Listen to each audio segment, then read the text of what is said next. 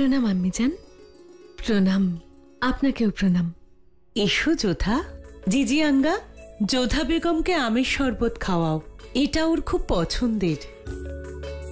এটা আপনি কি করে জানলেন আম্মি জান? আমেরে দেখেছিলাম, তোমার মা তোমায় আমের শরবতই খাওয়াতেন। হ্যাঁ, তবে এখন আমাকে আপনারা কেন ডেকেছেন? কোনো বিশেষ কারণ আছে? হ্যাঁ, আমি ভাবলাম আজ তোমার একটু পরীক্ষা নেই। মানে আমি ঠিক বুঝলাম না। বোঝার কি আছে, এসো বসো। তুমি জালালের বেগম, বিশেষ পছন্দের, তাই জন্য বিশেষ বুদ্ধিরও দরকার। তার পরীক্ষায় নিতে চাই আমি। জালাল আজ যেটা দেওয়ানে খাসে করেছে, সেই ব্যাপারে তোমার কি মতামত? ধন্যবাদ। জালাল যে সিদ্ধান্ত নিয়েছে, কিন্তু সেই ব্যাপারে তুমি কি ভাবছো? এই প্রশ্নটাই তোমার পরীক্ষা, আর উত্তরটাই ফলাফল। শাহেনশাহ যে সিদ্ধান্ত নিয়েছেন তা ধর্ম মেনেই নিয়েছেন, তাই সেটা সঠিক। আবার ধর্মের সীমা পেরিয়ে যারা রাজনীতিতে প্রবেশ করেছেন তাদের বিরুদ্ধে গেছেন, আর তার জন্য যা যা যুক্তি দেখিয়েছেন তাও সঠিক ছিল। তাহলে ভুলটা কি ছিল? শাহেনশাহর সিদ্ধান্ত নেওয়ার পদ্ধতি ভুল ছিল। সাধারণত শাহেনশাহ নিজের সিদ্ধান্ত নেওয়ার আগে সভার বিশিষ্ট ব্যক্তিদের থেকে পরামর্শ নেন। শাহেনশাহ এবং সাম্রাজ্যের শুভাকাঙ্ক্ষী বহু ব্যক্তি আজকেও সভায় উপস্থিত ছিলেন।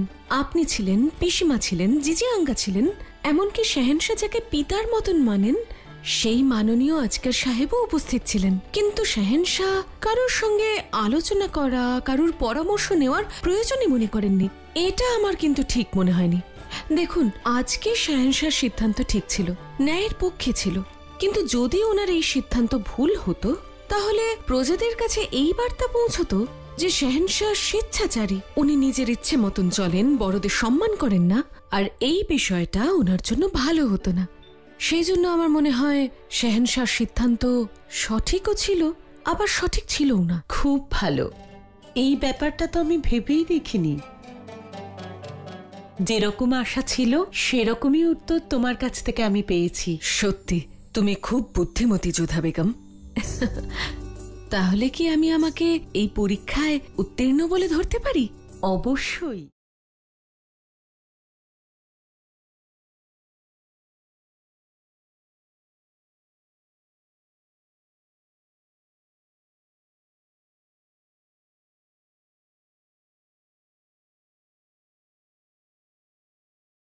প্রণাম রোকেয়া বেগম। সালাম বেগম যোধা। কেমন আছেন আপনি? কেমন আছি জানতে চাইছেন, নাকি এটা জানতে চাইছেন যে কাল শাহেনশাহ গোটা রাত আপনার সঙ্গে কাটানোর পর আমার খারাপ লাগছে না তো? না রোকেয়া বেগম, এটা আমি জানতে চাই না। কিন্তু আমি আপনাকে একটা কথা বলে রাখতে চাই যোধা বেগম, যে শাহেনশাহর কালকে রাতটা আমার জন্য ছিল, যেটা আপনি ছিনিয়ে নিয়েছেন।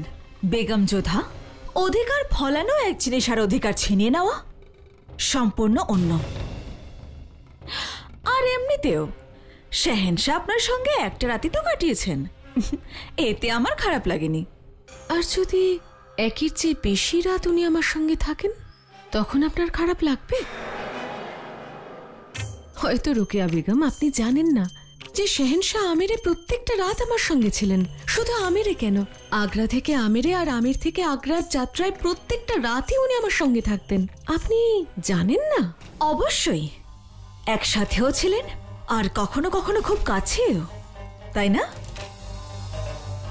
রোকেয়া বেগম, আমি ঘৃণা করি শাহেনশাহকে, ওনার সঙ্গে থাকতে চাই না, পছন্দও করি না। শাহেনশাহ যদি একমাত্র আপনার কথাই শোনেন তাহলে বলে দিন ওনাকে যেন আমার দিকে উনি না তাকান। ঘৃণা করি আমি ওনাকে।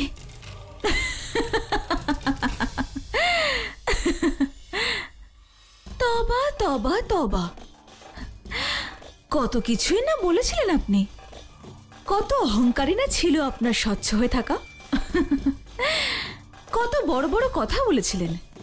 আর এখন একটা রাতেই যা বলেছিলেন, যা শুনিয়েছিলেন, সব ধোঁয়া হয়ে গেল। ওই একটা ঝড়ের রাত আপনার সমস্ত অহংকার ভেঙে গুড়িয়ে দিয়েছে। তাহলে বলুন না যোধা বেগম, আমি জানতে চাই কোথায় ছিল সেই ঘৃণা যখন শাহেনশাহ আপনাকে প্রথমবার স্পর্শ করেন? আর তার চেয়েও বেশি কিছু করেছিলেন। রোকেয়া বেগম, এতদিন তো আমি জানতাম যে শেহেনশা তার সব কথা আপনাকে বলেন।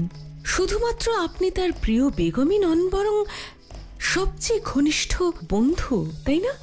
আর সেই জন্য আপনি আমাকে নিয়ে যে উপহাস করলেন তাতে আমার একটুও খারাপ লাগলো না। খারাপ এটাই লাগলো যে আপনি সত্যিটা কি করে জানেন না। আপনাকে শেহেনশা এখনো কেন বলেননি যে উনি আমার সঙ্গে সেই রাতে কি করেছিলেন? ও, তার মানে আবার সেই রাতের কথা মনে করার ইচ্ছা হয়েছে? তাহলে আপনিই বলুন না, জালাল আপনার সঙ্গে কি কি করেছিলেন? সম্মান রেখেছিলেন আমার ইচ্ছের আর ওনার দেওয়া কথার। আর এমন কিচ্ছু করেননি যা আপনি ভাবছেন। আমার আর শেহেনশার মধ্যে যা কিছু হয়েছে তা আমার খুব ভালো করে মনে আছে, কিন্তু আমি আশ্চর্য হচ্ছে যে আপনি জানেন না। আর তাছাড়া রাতে একসাথে থাকা আর পাশাপাশি থাকার মধ্যে কোনো পার্থক্য নেই। আমি এটুকু বিশ্বাস করি, যতক্ষণ না আমি চাইব শেহেনশা আমার সঙ্গেই থাকুন বা পাশেই থাকুন, উনি ওনার মর্যাদার সীমা লঙ্ঘন করবেন না। আর যদি আপনার অধিকার কেড়ে নেওয়ার কথা বলেন, তাহলে বলবো আমি শেহেনশাকে আমার কাছে আটকাইনি, উনি স্বেচ্ছায় আমার সঙ্গে ছিলেন। আর সত্যি বলছি, আমি যদি জানতাম যে কাল রাতে আপনার কাছে যাওয়ার কথা ছিল, তাহলে আমি নিজে ওনাকে আপনার কাছে পাঠাতাম। কারণ এখনো আমার ওনার সঙ্গে রাত কাটানোর কোনো ইচ্ছে নেই, আর ওনাকে আপনার কাছ থেকে কেড়ে নেওয়ারও কোনো ইচ্ছে নেই।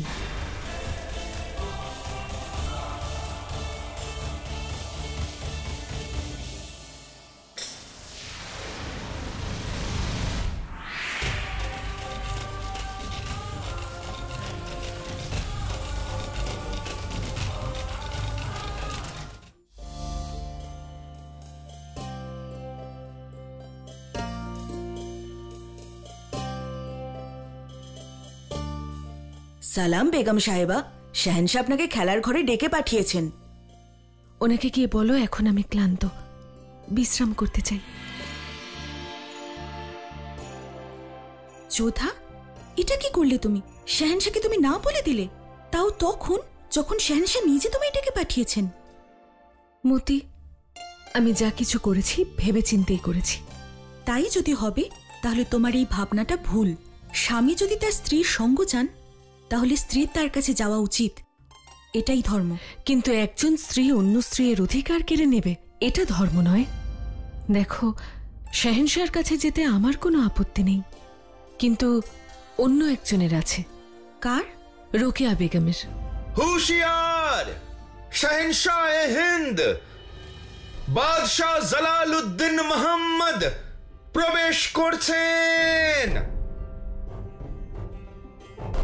আপনাকে আমি বার্তা পাঠিয়েছিলাম, আপনি নাকি আসতে অস্বীকার করেছিলেন। আমি খুব ক্লান্ত, তাই একটু বিশ্রাম করতে চাইছিলাম। তাহলে বিশ্রামের দোহাই দিয়ে আপনি আমার বার্তাকে অস্বীকার করেছিলেন? সেই এক কথা, সবসময় উল্টো ভাবেন। আমি কি রাত্রিবেলা একটু বিশ্রামও করতে পারবো না? অবশ্যই করতে পারেন, কিন্তু আমি আসলে আপনার সঙ্গে খেলতে চেয়েছিলাম। যদি আমার বার্তাকে কেউ অস্বীকার করে তাহলে আমি সেটা সহ্য করতে পারি না। কেন? এটা কি বাধ্যতামূলক? যখনই আপনি ডাকবেন তখনই আমাকে উপস্থিত হতে হবে? না যোধা বেগম, এটাই নিয়ম। তাহলে বেগম আর দাসীর মধ্যে কি পার্থক্য? আর দ্বিতীয়ত, আপনি আমাকে খেলার কক্ষে ডেকেছিলেন, সেখানে তো ছোট থেকে আজ পর্যন্ত আপনি রোকেয়া বেগমের সঙ্গে খেলে এসেছেন। সেই জন্য আপনারা দুজন যদি খেলা করেন তাহলে বেশি আনন্দ পাবেন। আর তাছাড়া রোকেয়া বেগমের অধিকার আমি ছিনিয়ে নিতে চাই না। তার মানে হলো রোকেয়া বেগম ইতিমধ্যেই আপনার কাছে ওর বিরক্তি প্রকাশ করেছে। আমি এই ব্যাপারে আপনাকে কিচ্ছু বলতে চাই না। দেখুন, আপনি আমায় কিছু না বললেও আমি সেটা বুঝতে পেরেছি, কিন্তু আপনি একটা কথা জেনে রাখুন, আমার সঙ্গে আপনি খেললেও কোনোদিনই আপনি আমার রোকেয়া বেগমের জায়গা নিতে পারবেন না। তাহলে আপনি ভুল করবেন। রোকেয়া বেগমের জায়গা কেউ নিতে পারবে না। আমি এই কথাটা ভালো করে জানি, আর আমি চাই যে আপনি নিজে এই কথাটা রোকেয়া বেগমকে গিয়ে বলুন, ওনার ভালো লাগবে। আপনি বলুন, আর কি কি বলেছে আপনাকে রোকেয়া বেগম? আমাদের মধ্যে যে কথা হয়েছে সেটা আমি আপনাকে বলতে পারবো না। ভালো কথা, কিন্তু একজন শাহেনশাহ আপনাকে খেলার হুকুম দিলে আপনি কি করবেন?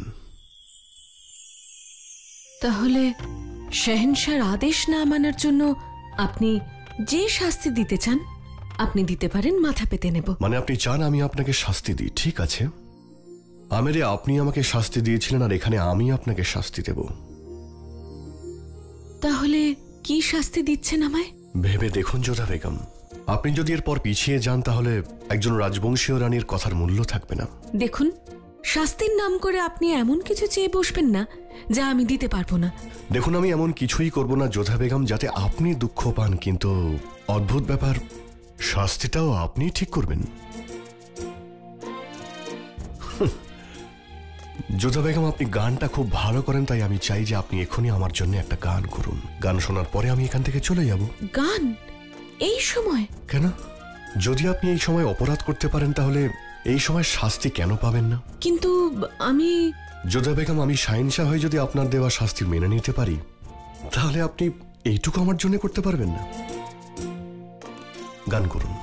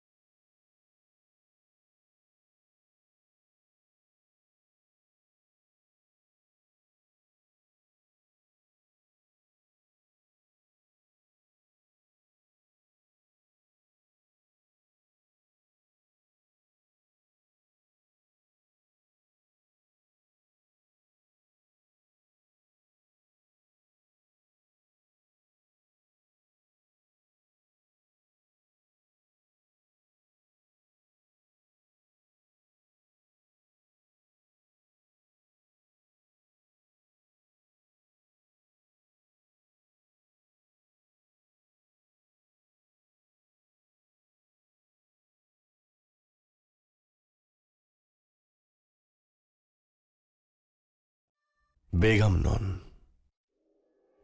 মল্লিকা, প্রতিভার মল্লিকা।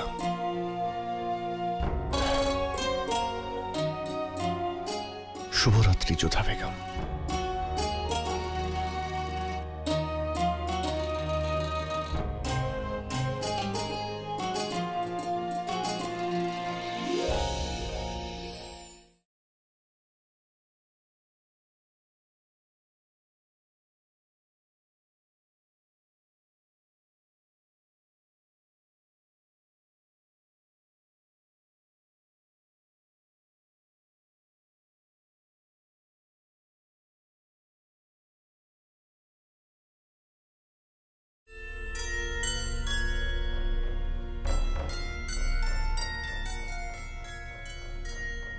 কি ব্যাপার আজগার সাহেব? এমন কি হয়েছে যার জন্য আপনি দেওয়ানে খাসে আমার জন্য অপেক্ষা করতে পারলেন না? কেউ দেখা করতে চায় আপনার সঙ্গে, আর ব্যাপারটা এমনই যা সবার সামনে বলাও যাবে না। ঠিক আছে, ডাকুন।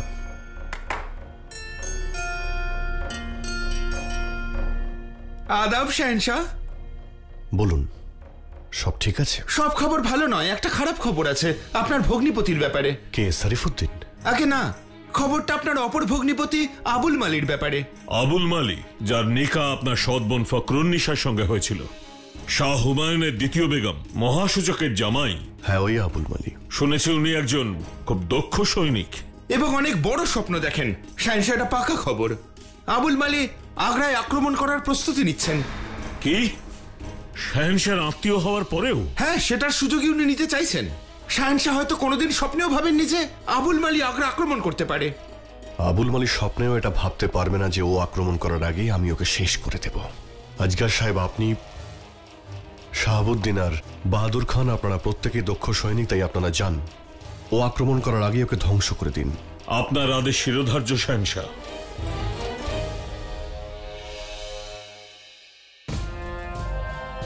আবুল মালি, এদের স্বভাব কোনোদিনও বদলায় না, কিন্তু আমি এবার ওর ভাগ্যটাই বদলে দেব।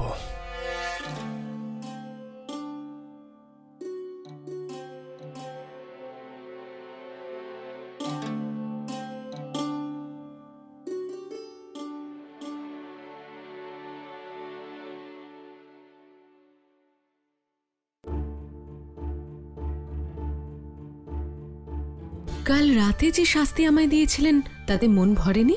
সকালে আবার আমার কথা মনে পড়ে গেল। আমি মানছি আপনি ভালো গান করেন, তার মানে এই নয় যে সকাল সকাল আমি আপনার গান শুনতে এখানে আসব। কাল রাতে একটা বিশেষ জিনিস এখানে ফেলে গিয়েছিলাম, সেটা খুঁজতেই আমি এখানে এসেছি। এই যে পেয়ে গেছি, পেয়েছি। কি অদ্ভুত ব্যাপার যোধা বেগম, একটা ঘরে দুটো ছুরি থাকা সত্ত্বেও কেউ কারোর কোনো ক্ষতি করেনি। আপনি পড়তে খুব ভালোবাসেন, তাই না? কখনো সেলিমা বেগমের দেওয়া বই পড়েন, কখনো অন্য কিছু, কখনো এটা। এটা শ্রীমদ্ ভগবত গীতা। আশা করি আপনি এটা ঠিক সেইভাবেই পড়েছেন যেভাবে রহিমের কাছ থেকে শোনা আয়াত। তবে রহিমের থেকে আমি অনেক বেশি জানি যোধা বেগম, সময় পেলে আপনাকে একদিন শোনাবো। আমি কারোর ঋণ রাখতে চাই না, তার বদলে আমি গীতার কয়েকটা শ্লোক আপনাকে শেখাতে পারি। ঠিক আছে। রেবা, পুজোর ফুল নিয়ে আসো না এখনো? সবসময় তোমাকে মনে করিয়ে দিতে হয়।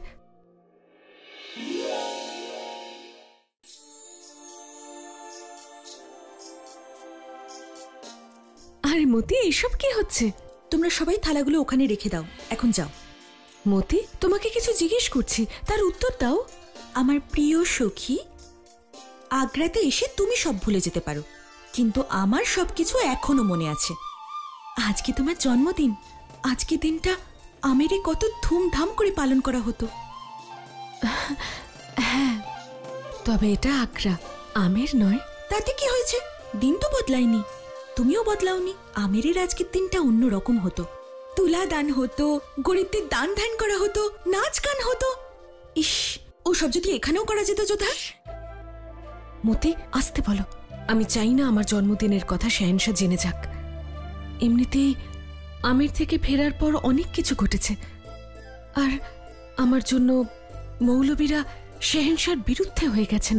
এই অবস্থায় আমার জন্মদিন পালন করতে চাইছো? দেখলে না মন্দির যাওয়াতে কত ঘটনা ঘটে গেল। আর জন্মদিনের জন্য যদি নতুন করে অশান্তি হয় তখন? কিন্তু যোধা, না, আমি কিচ্ছু শুনতে চাই না। আমায় কথা দাও, তুমি এই কথাটা কাউকে বলবে না। কথা দাও। আচ্ছা ঠিক আছে, যা তুমি চাইবে, আমি কাউকে বলবো না। কিন্তু আমি আমার পছন্দ মতো তো কিছু করতে পারি যোধা। খুব জেদি তুমি, একদম কথা শোনো না। ঠিক আছে, এতে যদি তুমি আনন্দ পাও তাহলে আমি মেনে নিচ্ছি।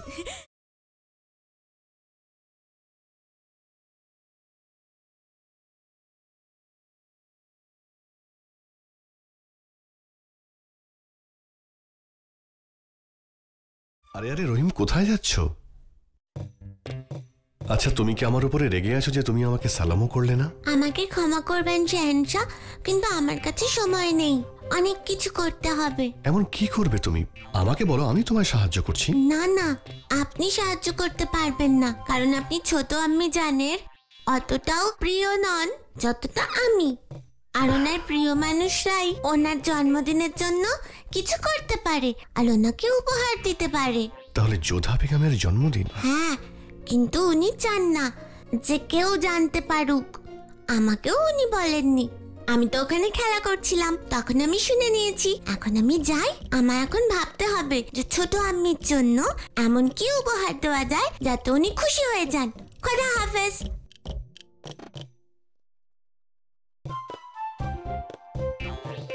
আর হ্যাঁ, কাউকে বলবেন না, ছোট আম্মি মতিবাইকে এটাই বলছিলেন। ঠিক আছে, আমি কাউকে কিচ্ছু বলবো না। খোদা হাফেজ।